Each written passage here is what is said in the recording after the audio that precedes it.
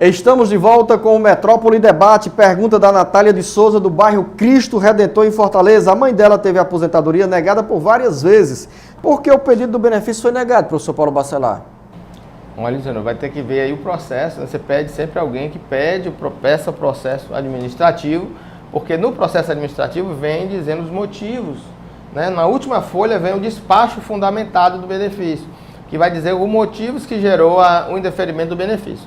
Pega esse processo e veja o que é que foi feito. E um dos primeiros critérios para justificar esse pedido, professor Paulo Bacelar, é que o beneficiário tenha contribuição para a Previdência Social e também esteja com a idade exigida para solicitar a aposentadoria. Tem que ter os requisitos mínimos para a implantação, mas às vezes a pessoa se dá entrada, Luciano, eu fico pensando sempre, se você deu entrada porque você achava que tinha direito, então por que não foi?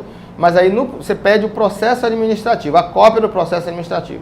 E no final do processo vem o despacho fundamentado do servidor, dizendo por que não concedeu aquele benefício. Dona Maria Zilma Alencar, do Conjunto Ceará, tem 57 anos de idade e 2 meses e queria saber se pode dar entrada na aposentadoria proporcional e quando completar 60 anos, pode solicitar aposentadoria com valor integral? Não existe aposentadoria proporcional por idade.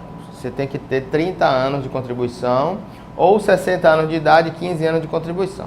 A aposentadoria proporcional é para quem não chegou aos 30 anos de contribuição, tiver 27, tiver 28 anos, aí vai depender de quanto ela tinha em 98, vai ser um cálculo complicado de fazer, mas você não pode depois transformar a aposentadoria proporcional em aposentadoria integral depois que faz a idade. Não pode, isso aí não existe. Professor Paulo Bacelar, eu trago outra dúvida em cima dessa pergunta da dona Maria Zilma Alencar. Mas no caso de um trabalhador que tem 30 anos de contribuição e 57 anos de idade, ele, nesse caso, uma mulher, uma trabalhadora, ela pode pedir a aposentadoria? Normal, que aí não é proporcional, é integral. Já recebe integral, 30 anos de contribuição mulher, 35 anos de contribuição homem, independentemente da idade, é uma aposentadoria integral. Davi, do Parque Genibaú, eu tenho 17 anos de idade. Já posso começar a contribuir? Olha só a curiosidade do Davi. Muito boa, Luzenor. O segurado, ele passa a ser segurado a partir dos 16 anos de contribuição. Ah, mas eu não trabalho. Então, se você não trabalha, você vai ser segurado facultativo. Você opta em pagar. É o que ele pode ser, né? Um estudante de 17 anos, ele não trabalha ainda, mas quer contribuir, quer ser filiado à Previdência, quer começar a ter aí a sua atividade e você vai poder pagar como segurado facultativo. Que segurado facultativo pode pagar tanto 20% do salário mínimo até o teto da Previdência, que é R$ 4.600, ou pode pagar 11% do salário mínimo, que é de R$ 86,68. Também do Parque Genibaú, pergunta da dona Lúcia. O marido dela é doente, tem osteoporose, é cego de um olho por acidente de trabalho e o dinheiro que recebe é de R$ 430 por mês. Quero saber o que devo fazer para melhorar o valor desse benefício.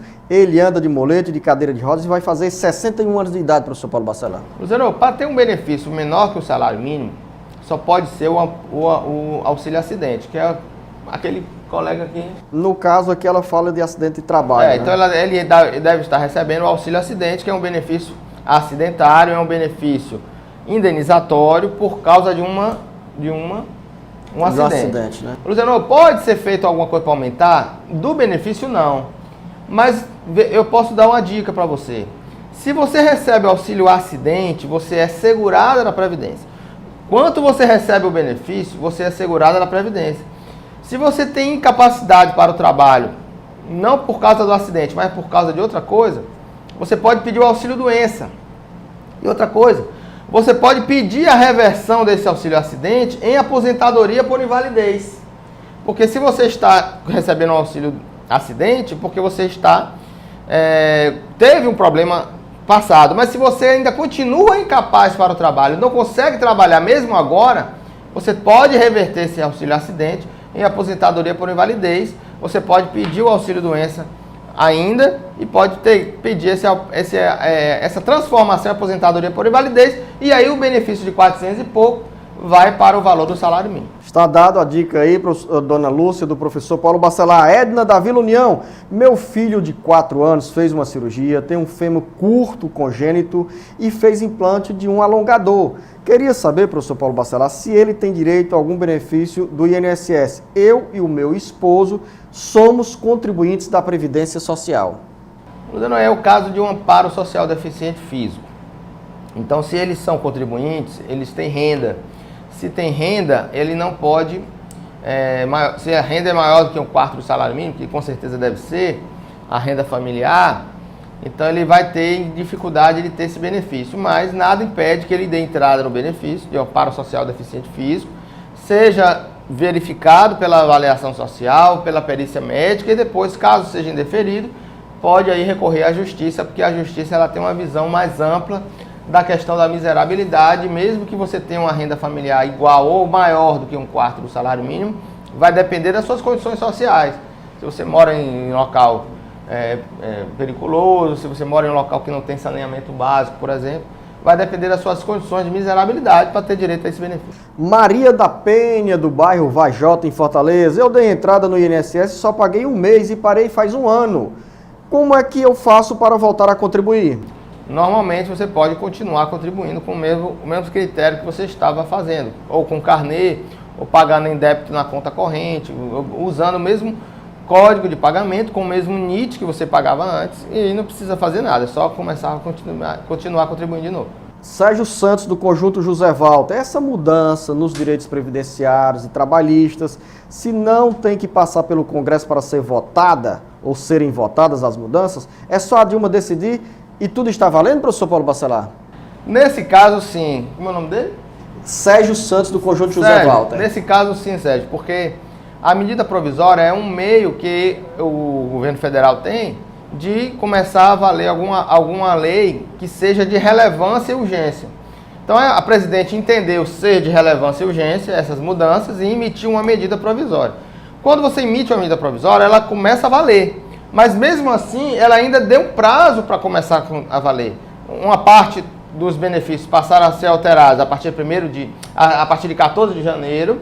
Outra parte vai começar a valer agora a partir de 1º de março. E outra somente a partir de 1º de maio. Quer dizer, é relevante e urgência, mas ela deu um prazo para começar a valer. E aí o Congresso vai votar depois que ela manda.